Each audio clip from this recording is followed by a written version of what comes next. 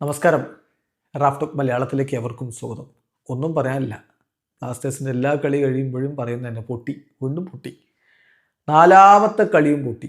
ഒരുപാട് അവസരങ്ങൾ ഉണ്ടാക്കിയിരുന്നു, അങ്ങനെ അവസരങ്ങൾ തുലച്ചു കളഞ്ഞു. ഇങ്ങനെയൊക്കെ നമുക്ക് വേണമെങ്കിൽ പറയാം.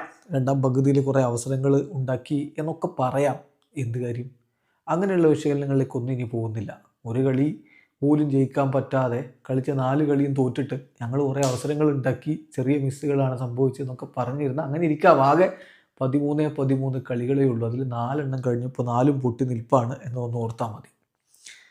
ബ്ലാസ്റ്റേഴ്സിൻ്റെ മുന്നേറ്റങ്ങൾ നയിച്ചുകൊണ്ട് അജിസലിനെ ഇറക്കിയിരുന്നു ഇന്ന്.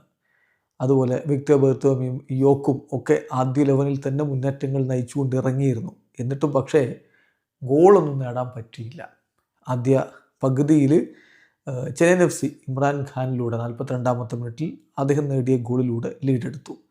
രണ്ടാം പകുതിയിൽ ശരിയാണ്, ബ്ലാസ്റ്റേഴ്സ് കുറച്ചുകൂടി മികച്ച രൂപത്തിലുള്ള നീക്കങ്ങളൊക്കെ നടത്തിയിട്ടുണ്ടായിരുന്നു.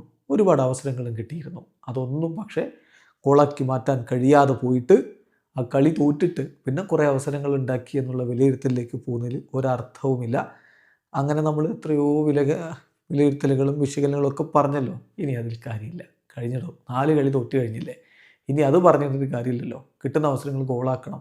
അങ്ങനെ ജയിച്ചു കയറാൻ പറ്റുള്ളൂ. എങ്ങനെയാണ് ഒരു പ്രൊഫഷണൽ ടീം ഇങ്ങനെ കളിക്കുന്നത് എന്നുള്ള നിരാശ പോലും ആരാധകർ ഇപ്പോൾ പങ്കുവെച്ച് തുടങ്ങി.